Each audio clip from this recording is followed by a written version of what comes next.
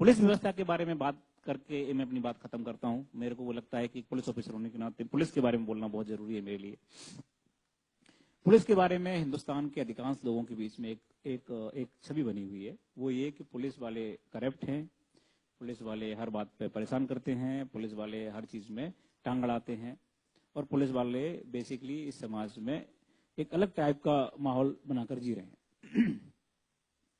हमारे खिलाफ में मीडिया भी कभी कभी खड़ी होती है, हमारे खिलाफ में ह्यूमन राइट भी खड़ा होता है, हमारे खिलाफ में जुडिशरी भी खड़ी होती है, और कभी कभी जनता भी खड़ी होती है।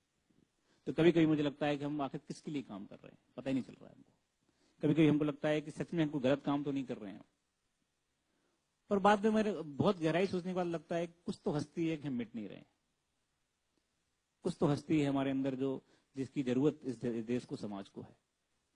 तो मैं आपको थोड़ा सा समझाता हूं कि हमारी जरूरत क्या है और हमारे ऊपर जो आरोप हैं वो कितने सही हैं और कितने गलत हैं।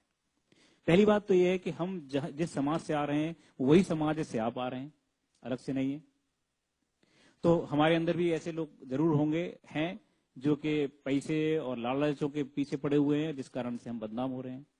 वो ऐसा कोई भी समाज मुझे बताओ जहां पर ऐसे लोग नहीं है, कोई भी समाज, डॉक्टर, इंजीनियर, जुडिशरी या किसान या कोई बताइए आप। अरे हम जिन लोगों के लिए लड़ रहे हैं, जिन लोगों के लिए ईमानदारी की बात कर रहे हैं, जिसको हम सामान्य जनता बोलते हैं, वो सामान्य जनता का भी तो हाल देखो। मुझे अभी तक कोई दूध वाला नहीं मिला जो पानी नहीं मिलाता वो दूध में, सामान्य जनता है, बरोबर।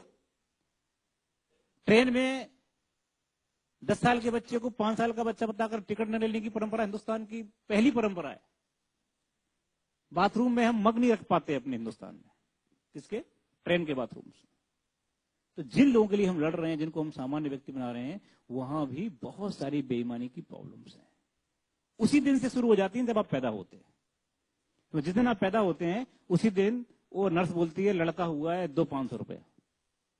उसी दिन से शुरू हो जाता है। हमारे नसों में अंदर इंजेक्शन के रूप में जो जा रहा है वो बेईमानी की कितनी सारी चीजें जा रही हैं, इसकी कोई हद नहीं। मेरी माँ बोलती है मुझे कि तुम बेवकूफ हो, आईपीएस होकर भी घर नहीं बना पा रहे बड़ा वाला। हमारे बगल का थानेदार ने इतना बड़ा कोठी बनवा लिया। तो हमारा सिस्टम बेसिकली इस तरह का है। अब उस सिस्टम से लड़ने के लिए जब हम बाहर निकलते हैं तो उसमें पुलिस वाले भी ऐसे हैं जिनके पास सत्ता है, जिनके पास में ताकत है, और इस देश का और संसार का, तुलसीदास ने बोला है कि भय बिन होए न प्रीति, बिना डर के कोई प्रीति नहीं होती, कोई प्रेम नहीं होता। तो उसमें कुछ परसेंटेज लोग हैं जिसको हम बोल सकते हैं 4%, मैक्सिमम 5%, जो बेईमान है, जिनका कोई दूसरा विकल्प नहीं है। उन लोगों ने हमको बर्बाद कर दिया है, पुलिस का नाम खराब कर दिया है। 11 साल पहले जब मैंने पुलिस ज्वाइन की थी तो मेरे खानदान में कोई पुलिस में नहीं था, तब मैं भी ऐसा ही सोचता था कि पुलिस हरामखोर है। लेकिन 11 साल काम करने के बाद आज मुझे ऐसा लगता है कि अगर दुनिया में काम करने के लिए, समाज के लिए कुछ काम करने के लिए कोई संस्था है, कोई जगह है, तो सिर्फ पुलिस है। हमारे पास रोता हुआ आदमी आता है, हमारे पास वो आदमी आता है जिसके साथ अन्याय हुआ है, लेकिन साथ में वो भी आता है जो शोषण करने वाला है। शोषक और शोषण दोनों आते। अब प्रॉब्लम समझिए हमारी, दोनों लोग आ गए, हमको ये तय करने में टाइम लगता है कौन सही है कौन गलत है, क्योंकि आपको 20-20 साल लग गए तय करने में कौन गलत है कौन सही है। आपका दोस्त अचानक से आपके खिलाफ में कुछ कर गया और आप बोलते अरे साला आस्तीन का सांप निकला, बरोबर है। आप 20 साल तक तय नहीं कर पाए कि सही है गलत है, हमको बोलते हो 5 मिनट में तय करो। कैसे करोगे? हम फाइलों से नहीं खेल रहे, हम आदमी से खेल रहे हैं। वही आदमी जो एक बार अच्छा व्यवहार करता है, दूसरा अच्छा व्यवहार, तीसरा बार करता है, वही आदमी जो अचानक से उग्र हो जाता है, वही आदमी जिसका पता ही नहीं कैसा बिहेव करेगा। कभी कभी कोई पत्रकार अपना बड़ी अच्छी बात करता है, लगता है कितना सज्जन आदमी है, अचानक से वो एकदम किसी स्पॉट पे मिलता है, बोलता है साहब आंसर दिया तुम्हें, क्या देते नहीं आंसर, एकदम अलग हो जाता है वो। तो वो हम आदमियों से खेल रहे हैं, और आदमियों से खेलना इतना आसान नहीं है, आदमियों की इमोशंस अलग अलग है। इसलिए हम ये तय नहीं कर सकते 5 मिनट के अंदर। हमको बोला जाता है बच्ची का रेप हो गया है, 1-2 घंटे के अंदर अगर आरोपी नहीं पकड़ा गया तो हम थाना जला देंगे। अरे बाबा कैसे जला दोगे तुम थाना? क्या कोई हमारे पास मशीन है क्या? 2 ही आंखें हमारे पास, 2 ही हाथ हैं हमारे पास, हमको टाइम दीजिए आप। वो एक्सीडेंट हो गया, हम गाड़ी चला देते हैं। समाज में जो पुलिस के ऊपर प्रेशर है, वो प्रेशर मैंने जिंदगी में कभी भी किसी भी जगह किसी पर नहीं देखा। इतना प्रेशर है काम करने का और रिजल्ट देने का। काम करना अलग बात है, रिजल्ट देना अलग है। एक आदमी 10 से 5 बजे तक ऑफिस में बैठता है और वो 10 से 5 बैठ करके फाइलें स्क्रूटनी करते हुए साइन करता है, वो गलती कैसे करेगा अगर वो ईमानदार है तो। लेकिन हम तो गलती करने के लिए ही पैदा हुए, हमारी गलती रोज होती है हमसे। हमने एक को बोला चलिए भाई आप यहां पे खड़ा मत कीजिए गाड़ी, आप आगे खड़ा कीजिए। बोलेगा तुम्हें कौन?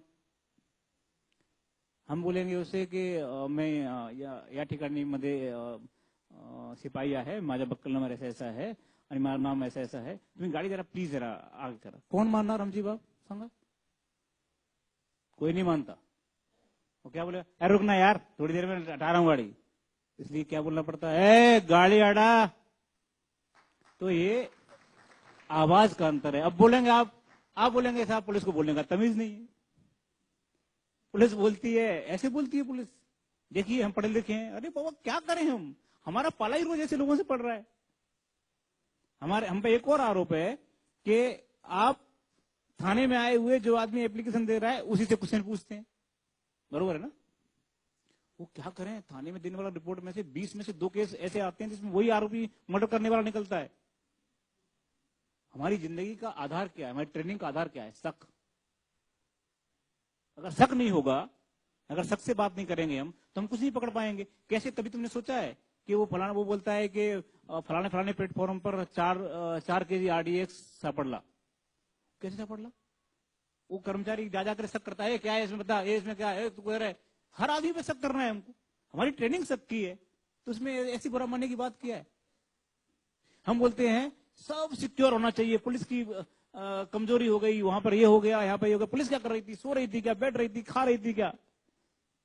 और तो और कई लोग तो कैमरा ले लेकर के पहुंचते, देखो ये पुलिस सो रही है। अरे बाबा इंसान है, सोएगा नहीं क्या? आप उनको मत देखिए तो 10 से 5 करते हैं, हम 24 घंटे काम करते हैं। हमको भी जीने का अधिकार है। हमको पता ही नहीं है कि हम कब खाएंगे। तुम्हें पता है पुलिस वालों के जो पेट बड़े हुए हैं उसका कारण जानते हो? मैंने पूरा स्टडी किया, पूरा एकदम उसका स्टडी किया, काय का एकदम साइंटिफिक। तो मुझे मालूम चला डॉक्टरों से बात करने के बाद कि इनकी हैबिट क्या हो गई है कि अगली बार खाना कम मिलेगा कि नहीं पता नहीं, इसलिए पहली बार में ज्यादा खा जाओ, जहां मिल जाए ज्यादा खा जाओ।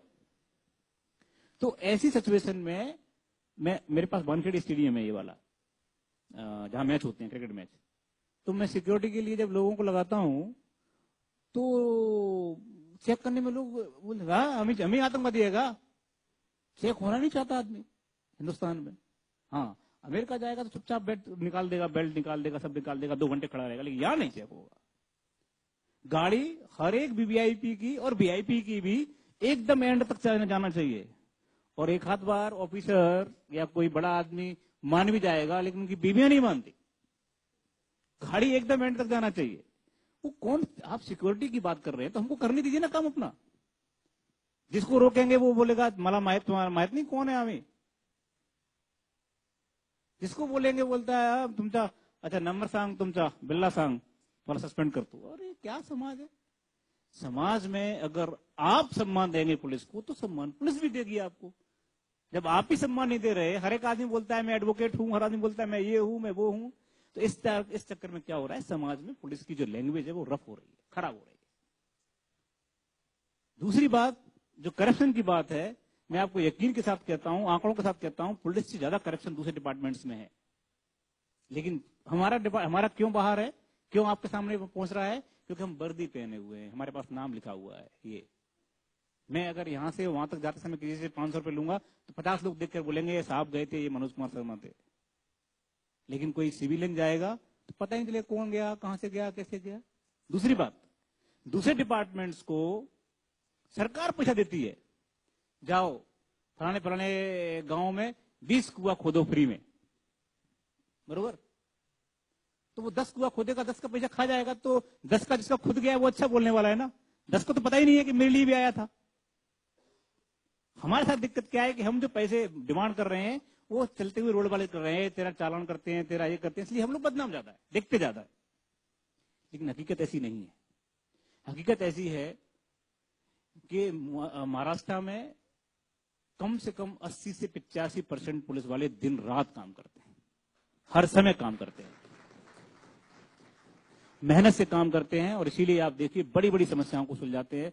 हमारी समस्या ये है, मैं आज आपके सामने रखता हूं इस बात को, कि हमारी समस्या ये है कि जब तक मुद्दा बड़ा है तब तक तो मीडिया पूरा ध्यान देती है, जब मुद्दा छोटा हो गया तो मीडिया उसको ये नहीं दिखाती कि ये सॉल्व भी हो गया है। मैं बताता हूं आपको, छोटा उदाहरण देता हूं। अहमदनगर में एक बहुत बड़ा कांड हुआ, दलित कम्युनिटी के साथ में आंदोलन, कुछ बच्चों को मार दिया गया था 1-2 साल पहले, 1-1.5 साल पहले। क्या जगह का नाम था, मैं भूल गया। हाँ, कुछ तभी था। अब उसमें बहुत रोज बहस चलती थी, रोज बहस, पुलिस पर पुलिस पर पुलिस पर। ऐसा लगता था कि अब क्या कर रहे हैं, आंदोलन ये सब। 2 महीने बाद ये तय हुआ कि घर वालों ने मारा है। बरोबर है ना? अभी कुछ दिन पुरानी बहुत महाराष्ट्र में बहुत चला था रोज आंदोलन। उसके बाद मीडिया चुप हो गई, बोली नहीं, एक सेंटेंस नहीं बोली। क्या करें हम? अरे बाबा कुछ तो बोलो, 2 महीने तक हमारी जान खाई है, एक दिन तो बोलो कम से कम। तो द प्रॉब्लम क्या है कि हमारा समाज नकारात्मक चीजों को लेने के लिए तैयार है, टीआरपी नहीं बढ़ती, कुछ दिक्कतें हैं, और इसीलिए जो अभी हमारा देश जिस जगह खड़ा हुआ है वहां से अब देखो आगे बढ़ने का एकदम टेक ऑफ की पोजीशन में है। अब देखिए मीडिया सकारात्मक चीजों की तरफ जा रही है, अब जाना शुरू कर दिया लोगों ने। अब मेरे पास लोग आते हैं, सर कुछ पॉजिटिव स्टोरी दीजिए। इसका मतलब यह है कि हम धीरे धीरे बढ़ रहे हैं। जो संक्रमण काल था देश के निर्माण का, उस संक्रमण काल से थोड़े हम अब पॉजिटिव दिशा में जा रहे हैं, और मुझे ऐसा लगता है जो पॉजिटिव दिशा है उसमें पुलिस की जो भूमिका है वो भी डिफाइन हो रही है। हम भी न्यायालय के, मानवाधिकार के, इन सारे चीजों के बीच में अपने आप को ठीक करने की कोशिश कर रहे हैं। जो हमसे गलतियां हुई हैं, जो हमने अपने अधिकारों का दुरुपयोग किया है, उनको ठीक करने की कोशिश कर रहे हैं। और मुझे ऐसा लगता है कि आगे आने वाले समय में महाराष्ट्र पुलिस इस देश की सबसे बेहतरीन पुलिस के रूप में सामने उभर कर आने वाली है।